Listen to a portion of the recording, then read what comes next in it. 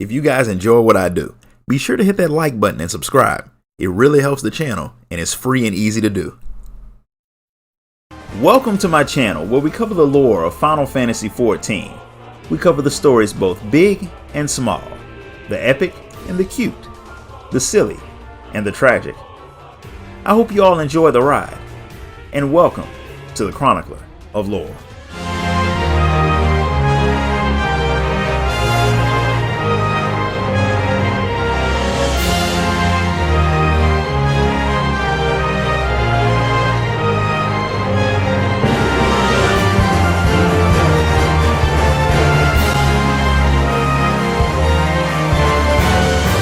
Every year in Eorzea, people celebrate Valentione's Day, and the season of romance is on us again. And because Lisette de Valentione knows you since this isn't the first time she's seen you, she lets you know that there's a bit of a problem. The Mughal Kupka Cup, the self-proclaimed master of all things love with a heart-shaped palm, is having some problems. Valentione's Day is supposed to be a happy time, and it is, unless you're one of the post-Mughals. Kupka Cup is super busy delivering letters and the work is driving him crazy, but you can help him. And since when has the Warrior of Light said no to anything? So Astrid runs off to get the Mughal. Kupka is happy to see you and he explains his problems to you. They didn't come from his job, but from a new worker that joined the post-Mughals. Every Valentione's is super hard on the male Mughals, so Kupka decided to ask for some help from the guild so he could have someone to take a little bit of the strain off of himself. But the guild sent him someone who is horrible at the job. Not only that, she knows absolutely nothing about love and may very well ruin Valentione's Day if she's allowed to just run around on her own. Unfortunately, he can't fire her right after asking for help from the guild, but he doesn't have the time to train her either. Because people have a habit of doing this, Lisette volunteers you and Astrid to travel around with the crazy Mughal to help her with some of her deliveries.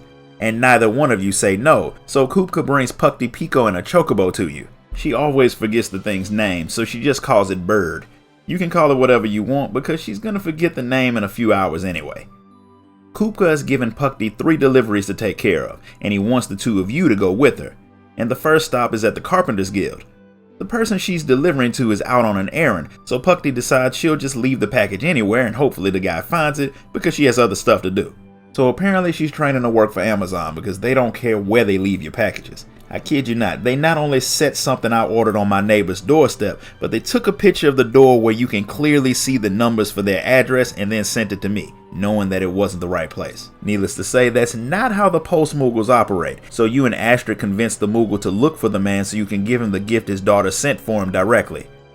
He's at the Botanist Guild, which is one of the few places a carpenter would need to go to get supplies, and he's super excited to get the chocolates his daughter sent. She's an apprentice at the Culinarians Guild, and she had told him that she'd be making the chocolates for this year's event, but he hadn't expected her to send him any. He was way more excited than Pukti thought he should be over something so simple, but it doesn't always take big things to make someone happy. Sometimes the little things like a smile or a cookie can make someone's day a lot better, and that joy is something that should be shared with others. That concept still seems a bit foreign to Pukti as she flies off to do her next delivery at the Whistling Miller. There's an old saying, if you don't have anything nice to say, then just shut up. Pukti's grandmother must have never told her that because the second person she delivers a package to was sent some pink seashells. She was excited about it, but Pukti immediately comments about how that gift is way worse than the chocolates the other guy got. Fortunately, the gift has meaning to the woman, so the words of a disrespectful Mughal don't bother her all that much.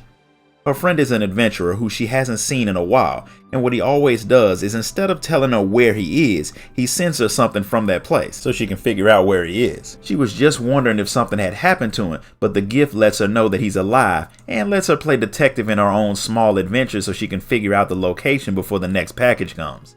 Once she explains it, Pukti starts to understand a bit, because if she were separated from her bird, she'd be happy to get anything to tell her that he was okay, and even if the gift wouldn't make sense to an outsider, it would be the best thing she could have gotten. She thinks about this while you all head to Apkalu Falls for the last delivery. The last package was from Uda.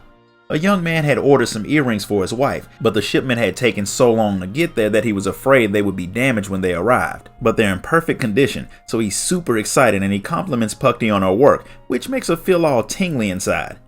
Regardless of what anyone says, there's not a person alive that doesn't like to receive compliments. A few kind words can turn someone's entire day around. You could literally save someone's life just by being nice, and it doesn't cost you anything. just like hitting the like button and subscribing doesn't. Hint hint, wink wink.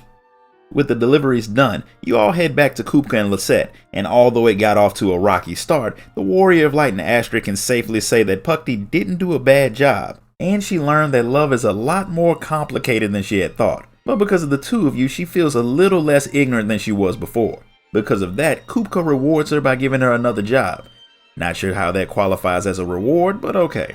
A woman named Alois wanted a package delivered fast, but a little while later she came back wanting to cancel the shipment.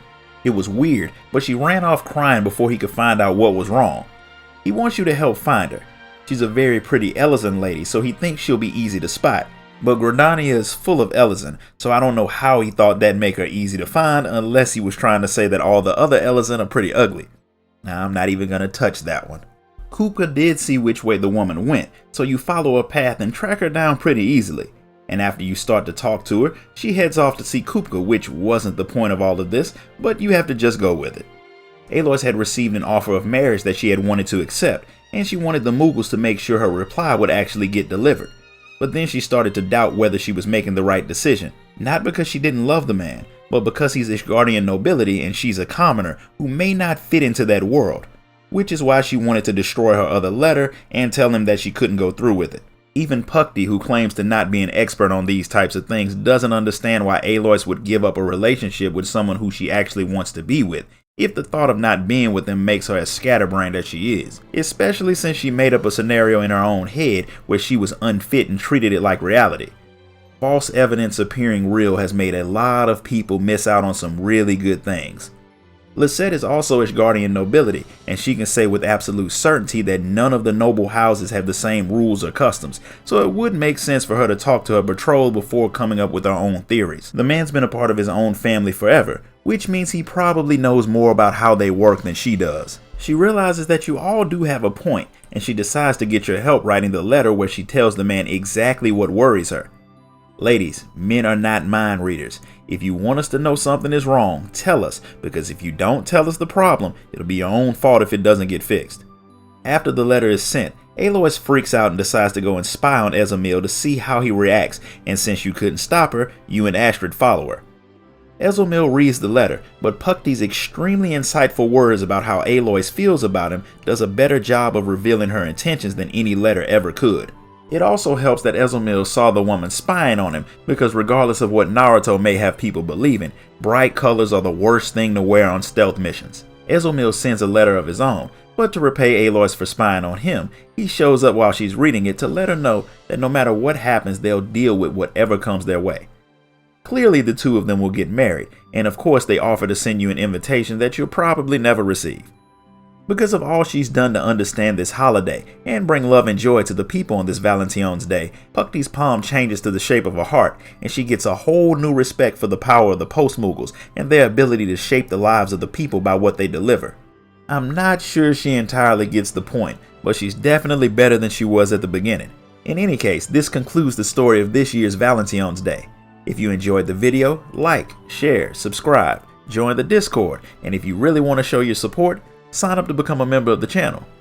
Until next time, guys. Later.